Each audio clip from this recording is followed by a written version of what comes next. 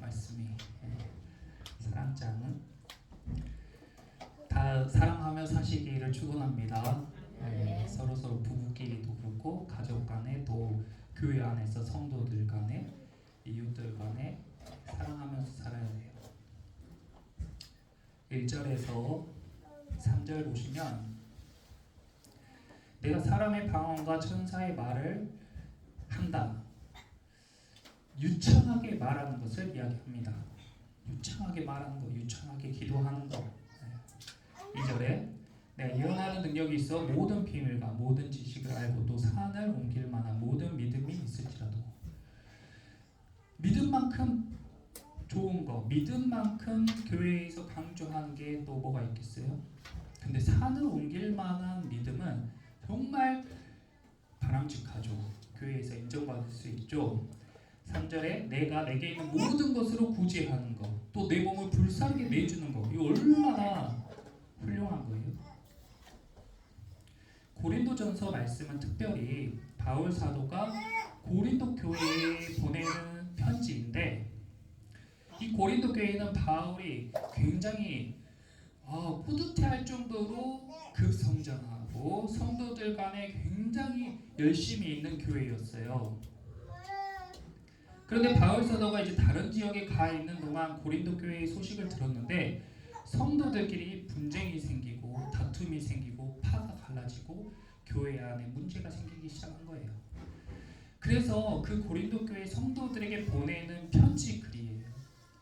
그 중에서 13장이 사랑에 관해서 이야기하고 있는데, 방언하는 사람, 천사의 말을 하는 사람, 예언하는 능력이 있는 사람, 지식이 풍부한 사람, 산을 옮길 만한 믿음이 있는 사람, 자기 것을 다 내어줘서 구제하는 사람, 몸을 불사르게 내주면서 헌신하고 섬기는 사람, 교회에 꼭 필요하고 너무나도 칭찬받아 마땅한 사람들인데, 그 사람들을 평가하기를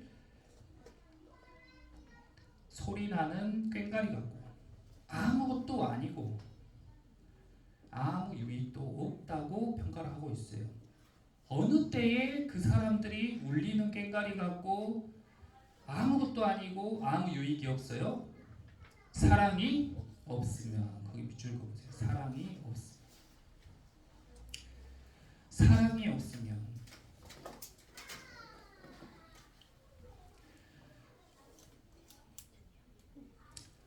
사랑이 없으면 엄청나게 많은 지식이 있을지라도, 엄청나게 스윗한 남편이라도, 무지하게 돈을 많이 벌어다주는 남편일지라도, 자식들이랑 겁나게 잘 놀아주는 아버지일지라도, 요리를 엄청 잘하는 와이프일지라도, 내조를 잘하는 와이프일지라도, 사랑이 없으면 아무것도 아니고 아무 유익이 없습니다.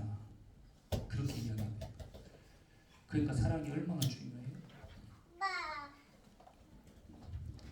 교회에서도 그래서 사랑이 필요해요. 우리는 어떻게 보면 사랑하기 위해 살아가는 존재일지도 몰라요.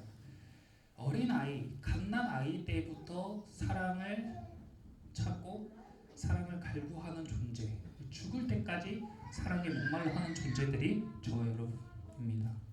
그러니까 사람이 살아가는데 사랑이 중요하다고 생각하는 사람들은 너무나 많죠. 그런데 그 사랑이 무엇인지 아는 사람은 적어요. 나한테 진짜 사랑이 있는가? 내 삶의 어느 부분에서 사랑이 작동하고 있나? 지금 잠깐 한번 생각을 해보세요. 나한테 사랑이 있나? 아무리 많은 돈, 아무리 열심히 헌신하고 지식이 많고 남들이 보기에 좋은 겉모양이 있어도 그 안에 사랑이 없으면 아무것도 아니고 아무 유익도 없는데 나한테 사랑이 있나? 또는 내 삶 가운데 사랑받고 있나? 우리는 무엇을 사랑이라고 생각하고 어느 때에 내가 사랑받고 있다고 생각하고 어느 때에 내가 사랑을 주고 있다고 생각을 하나? 사랑에 대해서 엄청나게 많은 견해가 있어요. 그런데 우리가 생각하는 많은 것들이 사랑의 본질에 가깝다고는 할 수 없다. 이렇게 정신분석학적으로 이야기를 하더라고요. 우리가 연애할 때 아, 너 왜 이렇게 내가 이렇게 사랑을 주는데 내 사랑을 안 받아줘? 내 사랑을 몰라줘? 하면서 막 퍼주는 거, 해달라는 대로 다 해주는 거, 이런 것들이 사랑인 줄 알고 열심히 하는 사람들이 많잖아요. 근데 그것은 자세하게 들여다보면 사랑이 아니고 상대방에게 좋은 거, 상대방에게 필요한 거를 주는 행동 같지만 그 내면을 자세히 들여다보면 자기가 좋아서 하는 거예요. 결국에 파헤쳐 보면 자기 유익을 구하는 행동이라는 거예요. 내가 이 정도로 했는데 왜 나한테 그렇게 안 해줘? 피드백을 바라고 하는 행동, 그런 것들은 사랑이 아니라는 겁니다. 근데 우리가 하는 사랑의 대부분은 그런 것들이에요.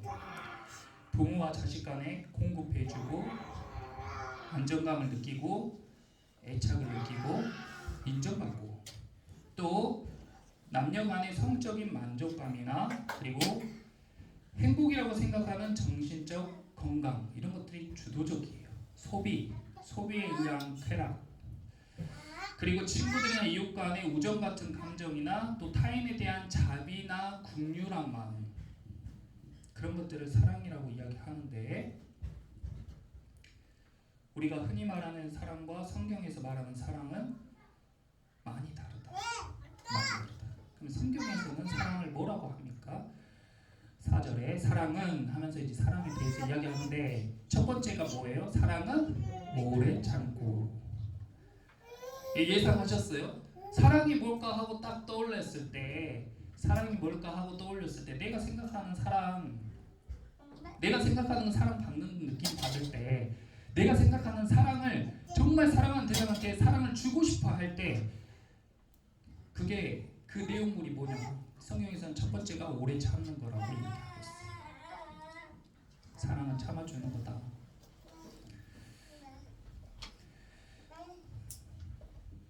인내하라는 거예요. 사랑하는 대상에게 있어서 인내하라는 거예요. 저는 잘 아시는 분도 있겠지만 7년간 와이프랑 같이 결혼하기 전에 연애를 하면서 둘이 사랑에 대한 그 사랑관이 너무 달라가지고 많이 부딪히고 서로 힘든 시기가 있었는데, 도대체 사랑이 뭐지? 이거 정말 사랑이 아닌 것 같은데 하면서 성경에서 사랑에 가는 걸 찾다가 사랑장을 보고 오래 묵상했어요. 1, 2주 한 게 아니라 한 3, 4년 동안 이 말씀 붙잡고, 사랑이 뭔가, 내가 진짜 이 상대방과 사랑을 하고 싶은데 사랑이 뭔가 했는데 진도를 못 나갔어요. 오래 참는 거, 계속 참아주는 거. 아직도 많이 부족하지만 그래도 말씀을 붙잡고 참아주는 거. 자녀들을 돌볼 때에도 사랑하니까 참아주는 거. 그런데 인내하는 것과 무관심한 것은 다른 거예요. 하든지 말든지 냅둬버리거나 외면하는 그것은 사랑이 아닙니다. 계속 부딪히면서 용납하고 인내하고 받아주는 거, 그게 사랑이라고 이야기하고 있어요. 그러니까 이게 얼마나 쉽지 않은 거냐고요. 1단계에서 못 나갔어요. 1단계에서 그 다음까지 못 나갔어요. 그런데 이것이 순서적인 건 아니지만 오래 참고, 그 다음에 사랑은, 그 다음 뭐예요? 온유하며. 14가지나 있는데 보통 어려운 게 아니에요. 사랑은 온유하다는 것은 원어로 보니까 온유하다 또는 친절하다. 그럼 우리한테 친절하다가 훨씬 가깝게 느껴지죠. 사랑은 친절한 거다. 상대방에게 친절한 거. 다 받아주는 게 친절일 때도 있지만 어느 때에는 잘못에 대해서 이야기해 주는 게 친절일 때도 있어요. 온유한 거. 그리고 또 이것들을 하나하나 다 내용을 보기도 어렵고 또 여러분이 다 아실 만한 내용이기 때문에, 시기하지 아니하며, 자랑하지 아니하며, 교만하지 아니하며, 이것들은 묶어서 보자면, 왜 시기하고 왜 자랑하고 왜 교만해요? 자기가 낫게 여기는 게 교만한 마음. 자기가 낫다고 생각하니까 자랑하게 되고, 남이 자랑하는 게 꼴보기 싫으니까 시기하게 되는 거죠. 그래서 크리스찬들이 사랑하려고 애쓰면서 사랑은 자랑하지 않는 거야. 겸손하라고 했어. 하나님 말씀에 겸손하라고 했어. 그래서 자랑하지 아니하며라는 말씀을 따라서 자기를 낮추는 경향이 있어요. 자랑을 안 하는 게 자기를 낮춘다 생각해요.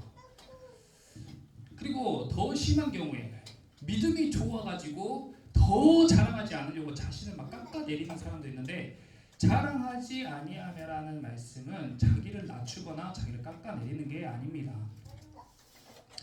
그럼 뭐예요? 자랑하지 아니하면은 무슨 의미예요? 하나님을 자랑하며 이런 뜻이죠. 자랑하지 않는다는 것은 내 자랑을 하지 말고 나를 깎아내려라가 아니고, 내가 아니라 하나님을 자랑해라 라는 뜻이에요. 와, 너 차 좋다, 너 집 좋다, 너 옷 예쁘다, 너 잘생겼다, 야, 너 참 성격 좋다, 너 공부 잘한다 칭찬할 때, 아유, 난 바보 멍충이에요, 난 진짜 못생겼어요, 막 이렇게 자기를 깎아내리는 게 아니에요. 아, 더 좋은 차들도 훨씬 많아요. 저희 차는 안 좋아요. 저희 집은 안 좋아요. 저희 집은 엉망진창이에요. 엄청 싸요. 이렇게 깎아내릴 필요가 없다는 거예요. 그럼 어떻게 해요? 아, 참 너네 집 참 좋다. 아, 좋죠. 우리 집 좋죠. 하나님이 주셨습니다. 야, 너 차 정말 좋다. 제 차 정말 좋죠. 하나님이 주셨습니다. 야, 너 참 잘생겼다. 네, 저희 부모님을 통해서 하나님이 이렇게 낳아주셨습니다. 너 참 똑똑하다. 하나님이 하셨습니다. 이렇게 하면 난 겸손해지고 하나님께 영광이 되고 자랑하지 않는 삶이 되는 거예요. 교만할 필요도 없어요. 내가 한 게 아니니까, 하나님이 하신 거니까. 시기할 필요도 없어요. 저 친구를 저렇게 아름답게 하신 하나님이 나도 아름답게 하실 것이고, 저 사람을 부유하게 하신 그 하나님이 우리도 동일하게 부유하게 하실 것을 믿기 때문입니다. 그래서 남의 부유함을 칭찬해주고 그렇게 될 것을 나도 믿고 감사함으로 살면 되는 거예요. 5절에 무례히 행하지 아니하며 자기의 유익을 구하지 아니하며. 그럼 이제 이것도 쉽죠? 자기의 유익을 구하지 않는다는 거 뭐예요? 자기의 유익을 구하지 않는다고 해서 진짜 유익한 것도 오니까 다 밀어버리고, 유익이 오는데 다 유익을 구하면 안 돼. 유익을 다 밀어버리고, 좋은 게 오는데 다 거절하고, 궁핍하게 살고, 내게 있는 걸 다 퍼주는, 그게 하나님이 기뻐하시는 게 아니라, 자기의 유익을 구하지 않는다는 것은 무슨 의미예요? 하나님의 유익을 구하는 거예요. 하나님이 나에게 공급해 주시고 싶으신 것이 다른 사람의 손길을 통해 올 수 있어요. 그럼 감사히 받는 거예요. 하나님이 지금 저 사람에게 주기를 원하신다. 그럼 내 것을 내어주는 거예요.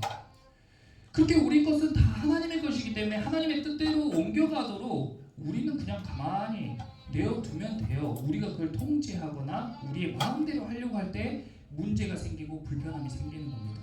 자기의 유익을 구하지 않는 것은 하나님의 유익을 구하는 삶이에요. 그러니까 화낼 일도 없죠. 무례할 필요도 없죠. 악한 것을 생각하지 아니하며 불의를 기뻐하지 아니하며 진리와 함께 기뻐하고. 그러니까 하나님을 모르는 사람들, 영적인 감각이 죽어버린 사람들, 세상의 것들을 추구하고, 우리는 자본주의 시대에 살고 있으니까 자본의 법칙에 따라 사는 사람들은 악한 것을 생각해요. 돈을 사랑하는 것이 일만하게 뿌리라고 했어요. 돈 벌 궁리만 하면 자연스럽게 악한 생각이 키워질 수밖에 없어요. 불의를 기뻐해요. 돈만 되면 불의도 기뻐해요. 진리 따위 필요 없어요. 자본주의 시대가 그래요. 그리고 우리가 흔히 하고 있는 사람은, 이 시대에 흔히 하고 있는 사람은 자본주의의 논리에 따라갑니다. 다 돈으로 환산돼요. 우리도 완전 뼛속까지 그것에 젖어 있어요. 완전 장아찌처럼 찌들어 있어요. 그래서 내가 의식하지 못할 뿐이에요. 자본주의가 있기 전에는 사람들의 생각과 세계관과 사랑에 대한 생각이 지금과 같지 않았습니다. 근데 우리는 완전 그런 거에 지금 절여져 있어요. 근데 영이 죽었기 때문에 육체가 완전히 세상에 쩔어 있는 것인데, 영이 살아나면서 하나님의 본성이 살아나면서 이런 것들이 역전되고 반전되면서 사랑에 대한 것들이 올라오는 것이죠. 7절에 그래서 결론은 사랑이 뭐야? 사랑은 오래 참고 온유하며 점점점점. 결론은 함께 읽어보겠습니다. 7절 모든 것을 참으며 모든 것을 믿으며 모든 것을 바라며 모든 것을 견디느니라. 아멘. 그것이 사랑이에요. 우리랑 가장 가까운 사람은 나랑 결혼한 배우자입니다. 영촌이에요. 무촌. 배우자는 그냥 나랑 한 몸이에요. 성경에서. 배우자와 나는 사랑하기로 결단한 사이예요. 그러니까 이 배우자에 대해서 모든 것을 참으며 모든 것을 견디며 모든 것을 믿으며 모든 것을 바라는 거예요. 그게 얼마나 어렵냐고요. 사랑이. 그런데 그게 끝이 아니에요. 자식이랑 저는 일촌이에요. 자식이 아무리 무슨 짓을 하든 어떻게 말하고 행동하든지 그 자식을 사랑하기로 결단한 부모는 자식의 모든 것을 참으며 모든 것을 믿으며 모든 것을 바라며 모든 것을 견디는 거예요. 그게 끝이 아니에요. 교회의 성도들 간에 사랑하기로 결단한 교회의 성도들, 한 믿음의 공동체는요, 성도들이 아무리 미운 행동을 해도 그 성도들에 대하여 모든 것을 참으며 모든 것을 믿으며 모든 것을 바라며 모든 것을 견디는 거예요. 그게 세례의 의미고 교회에 등록하는 의미고 하나님을 믿기로 작정하는 의미입니다. 거기서 끝이 아니에요. 우리랑 상관없는 이웃들까지 사랑하기로 작정한 사람은 또 참으며 믿으며 바라며 견디는 거예요. 거기가 끝이 아니고 정말 상종 못할 악인들까지 사랑하기로 작정한 사람은 그 악인들에 대하여 참으며 믿으며 바라며 견디는 거예요. 그것이 바로 사랑입니다. 그리고 그 사랑을, 말도 안 되는 그 사랑을, 엄청 어려운 그 사랑을 몸소 보여주신 분이 예수 그리스도예요. 자기한테 침 빼고 누명 씌우고 시기하고 질투하고 사랑이 아니라고 하는 것들을 다 싸잡아서 하는, 참지도 못하고 친절하지도 않고 시기하고 자랑하고 교만하고 억울한 누명을 씌우고 고문하고 찌르고 죽이기까지 하는 그 사람, 그 사람들의 모든 행동, 모든 생각, 모든 마음을 다 온몸으로 받으면서 참고 그 사람들이 변화될 것을 믿고 그 사람들이 구원 받을 것을 바라고 그 사람들의 모든 악행을 다 견디는 거예요. 그것이 예수님이 몸소 보여주신 사랑입니다. 그게 사랑이에요. 그 어때요? 우리가 생각하는 사랑이랑 어때요? 야, 내가 이만큼 했는데 너가 그거밖에 못해? 나 너랑 못 살아. 그것이 사랑이 아니라는 겁니다. 야, 너 내가 지금까지 너 키우면서 어떻게 했는데 너가 나한테 이것도 못해줘? 그게 사랑이 아니라는 거예요. 모든 것을 참으며 모든 것을 믿으며 모든 것을 바라며 모든 것을 견디는 것이 사랑인 줄 믿습니다. 그러니까 우리가 아는 사랑이 얼마나 실제와 달라요. 이 시간에 우리가 말씀을 나누면서 우리 얼마나 사랑을 모르고 또 오해하며 살았는지 공감이 좀 됐으면 좋겠습니다. 그래서 항상 모든 것은 자신의 무지를 아는 것에서 출발해야 되기 때문에 내가 안다 하면은 변화될 여지가 없지만 내가 잘 몰랐다 생각하면은 이제 무한한 가능성이 열리는 거예요. 그때부터. 그러니까 하나님께 배우는 거예요. 성령님께 알려달라고 기도하는 거예요. 그러면서 우리는 사랑이 필요하잖아요. 그러니까 사람들이 사랑을 안다고 생각하는데 사랑을 몰라. 태어날 때부터 죽을 때까지 사랑을 갈망하는 존재가 인간인데 죽을 때까지 또 사랑을 잘 모르고 죽는 게 인간이에요. 그러니까 이게 얼마나 아이러니해요. 성경에서 이야기하는 것도 그러한데 사회적으로 정신 분석학에서 이야기하기를 많은 어른들이 정신적으로 영적으로 성장하지 못하고 어린아이 상태에서 머무른대요.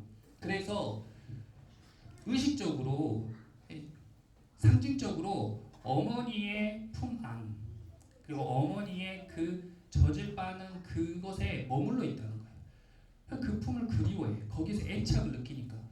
그래서 자기가 어른이야. 나는 엄청 어른이야. 근데 자기가 삶 가운데 힘들고 고난이 오고 사랑이 필요할 때 자기도 모르게 무의식적으로 어머니의 품 같은, 어머니 품에서 받았던 그 공급받았던 그 젖과 같은 것을 자기가 찾는 거예요. 그것이 뭔지는 몰라요. 술일 수도 있고 그것이 담배일 수도 있고 그것이 막 노는 거일 수도 있고 뭔지는 몰라요. 사람마다 다 다른데 상징적으로 자기가 그렇게 느끼는 것을 찾아간다는 거예요. 또 아버지에 대해서 애착이 있는 사람은 아버지의 그 칭찬에 갈급해요. 아버지가 두려운 존재지만 아버지가 잘했다고 머리를 한번 쓰다듬어주는 거기에서 엄청난 애착을 느끼는 거예요. 그러니까 어른이 돼서도 계속 그것에 매여 있어요. 어떻게 하면 그 칭찬, 그 인정을 받을지, 그리고 그런 것에 계속 갈급하고 자기가 힘들거나 어려울 때 그것을 찾아서 간다는 거예요. 그렇게 미성숙한 어른으로 우리 살아가고 있습니다. 나이랑 상관이 없어요. 영적인 겁니다. 그런데 우리가 이렇게 애착을 갈구하는데 그것이 심각한 사람이 있잖아요. 일반적인 사람들은 그냥 자기가 이렇게 지내다가 힘들다 그러면 엄마 품으로 들어가서 또 이렇게 있으면 또 충전이 돼서 또 가서 살아갈 힘을 얻고 이렇게 살아요. 또 어떤 사람들은 열심히 해가지고 아버지가 머리를 탁 쓰다듬으면서 어이구 잘했다 하고 칭찬받는 그런 거에서 사랑을 느끼는 그 인정받은 감정으로 살아가요. 그러니까 그것이 일상의 삶이에요. 근데 그런 것을 못 느끼는 사람이 있어요. 어디를 가도 어머니 품 같은 따뜻한 곳이 없는 인생, 어디를 가도 인정을 못 받고 맨날 꾸지람만 듣는 그런 인생이 있어요. 그런 사람들은 이제 심각해져요. 영혼이 피폐해지고 계속해서 움츠려들고 점점 더 사랑이 고파져요. 애정의 결핍이 심해진단 말이에요. 그러면 어떻게 되냐? 그렇게 되면요, 애정의 결핍이 심각해질 때까지 방치된 사람들은 여러 가지 갈등이 막 일어나고 심각한 불안과 우울증에 빠진다고 합니다. 그래서 결론이 뭐냐? 어머니의 팔에 안기거나 품으로 들어가는 게 아니라 더 깊이 들어가고 싶어해요. 막 이 영혼이 그 애정에 대한 갈급함이 너무 심하니까 더 깊이 들어가고 싶어요. 어디까지 들어가고 싶어요? 엄마의 모태로. 그때로 그냥 들어가고 싶다. 그때가 편안했다. 그때가 좋았다.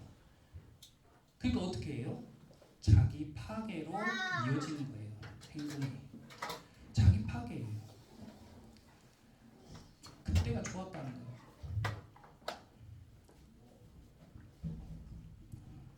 그런 사람들이 점점 늘어나고 있고 이 시대에 많이 조명되지 않고 있지만 10 몇 년 만에 스스로 목숨을 끊는 사람이 최고치에 달했답니다. 하루에 약 40명 정도가 목숨을 스스로 끊는데요.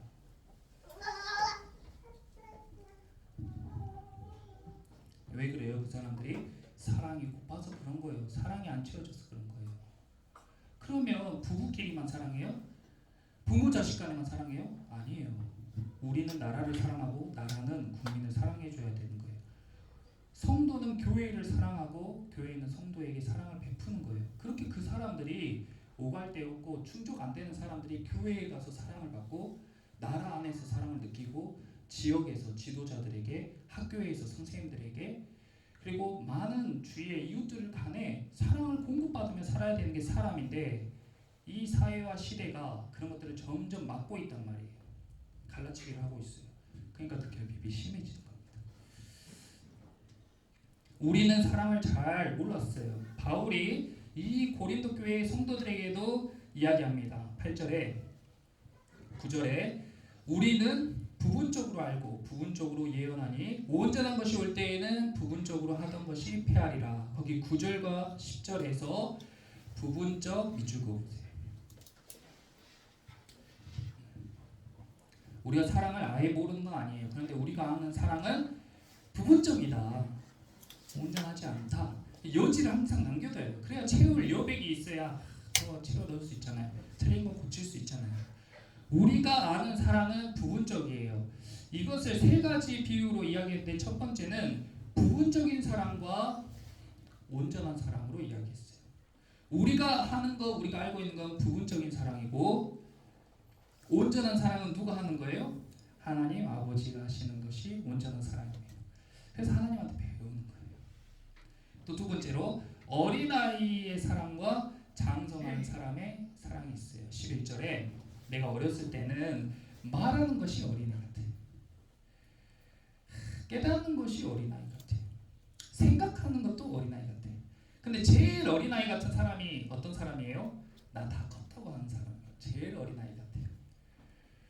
우리 아이들도 맨날 자기가 다 할 수 있다고 저한테 손도 대지 말래요. 자기가 다 한다고. 자기가 다 안 돼요. 저를 막 가르쳐요. 어린아이 같은 거예요. 근데 아이들이 하면 귀엽죠. 어른인데 몸만 어른이어가지고 자기가 다 아는 것처럼 말하고 자기가 다 깨달은 것처럼 말하고 자기가 어른이 된 것처럼 말하고 행동하는 사람들이 많다는 거예요. 그러다가 장성한 사람이 되어서는 어떻게 돼요? 어린아이를 딱 버려요.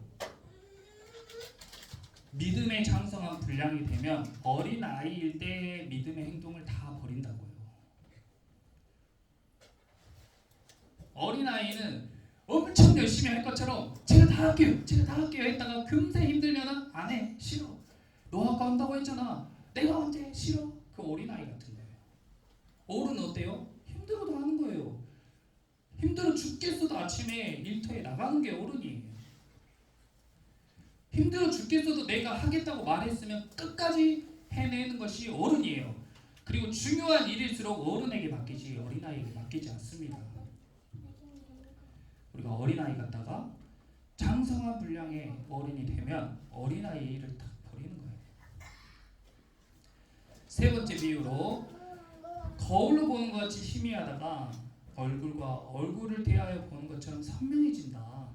사랑이라는 것이. 근데 거울은 너무 깨끗하게 잘 보이는데 근데 우리 시대의 거울이 아니고 이 고린도 교회 사람들이 사는 시대의 거울이에요. 그 시대의 거울은 뭐냐면 청동 거울인데 그 이 청동기를 밋밋하게 해가지고 열심히 닦으면 희미하게 자기 얼굴이 비춰지는 그런 거울을 이야기하는 겁니다. 그러니까 얼굴이 잘 안 보이죠. 뿌옇게 보이잖아요. 근데 딱 얼굴을 마주 보고 이야기를 하면 선명하게 보이듯이 내가 사랑에 대해서, 믿음에 대해서, 소망에 대해서 뿌옇게 희미하게 알던 것들이 선명해진다는 거예요. 하나님을 알면 알수록. 그러면 이제 내 사랑이 이런 건 줄 알았는데 사랑이 그게 아니고 이런 거였구나 하고 나에 대해 사랑에 대한 생각, 사랑에 대한 마음, 사랑에 대한 말과 행동이 쫙 바뀌는 거예요. 나 진짜 사랑받지 못하고 산 줄 알았는데 내가 엄청 사랑받고 살았구나. 나 진짜 이런 게 사랑인지 몰랐는데 지금까지 내가 이런 게 사랑인 줄 모르고 살았구나. 내가 사랑한다고 했던 말들이 사랑이 아니었구나. 이런 말을 해줘야 됐구나. 이런 행동을 해줘야 됐구나.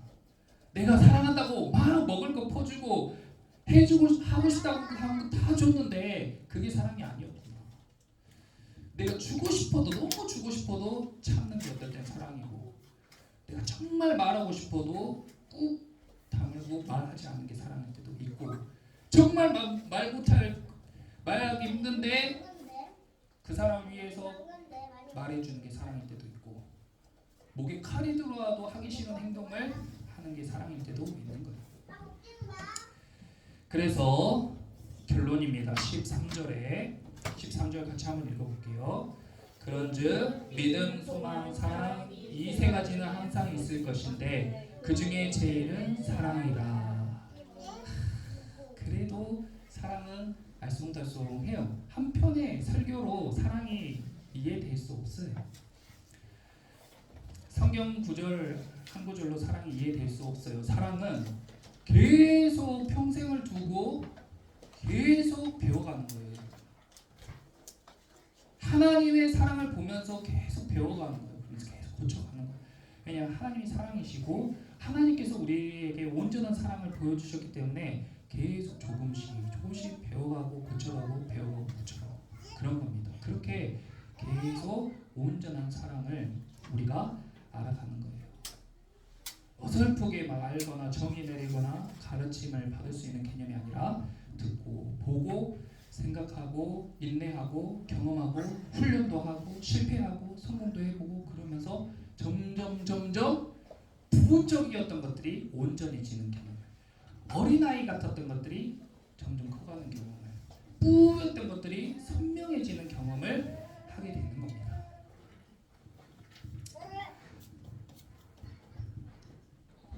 저도 신앙생활하고 목회하면서 계속 사랑에 대해서 기도하고 사랑이 무엇인가 묻고 배우고 아직도 어려워요. 그냥 오래 참는 것만 해도 사실 버거울 때가 많이 있어요. 13절에서 믿음, 소망, 사랑 이 세 가지는 항상 있을 것인데 그 중에 제일은 사랑이라. 아니 성경에서는 믿음을 더 많이 언급하는데 믿음으로 구원받고 믿음이 있어야 되고 믿음이 더 많이 언급되는데 왜 사랑이 제일이에요? 사랑이 뭐길래? 사랑은 요한복음이나 요한이 쓴 서신에서만 많이 나오지 다른 서신이나 성경에 많이 나오지 않아요. 근데 왜 사랑이 제일이에요? 왜 사랑이 제일일까? 왜 사랑이 제일이에요? 사랑이 뭐길래? 제가 오늘 본문을 읽고 묵상하면서 하루 종일 이제 수요 예배를 준비하는 지난주 주일이 예배 끝나고 그 다음부터 저는 이제 수요 예배를 계속 묵상하면서 준비를 하잖아요. 도대체 사랑이 뭐길래? 제가 엊그제까지만 해도 믿음이 중요합니다. 믿음 가지세요 외쳤는데 사랑이 제일이라고 하니까 사랑이 뭔데? 사랑이 제일 소중하고 제일 중요합니까? 그렇게 이 본문을 가지고 이런 게 씨름이죠. 계속 생각하고 기도하고 묻고 하나님 왜 사랑이 제일이에요? 사랑이 뭔지 말씀해 주셨는데 그래도 뿌예요. 시원하지가 않고 부분적이에요. 아직도 내가 잘 모르는 것 같아요. 사랑이 뭐예요? 계속 묻는데 그런데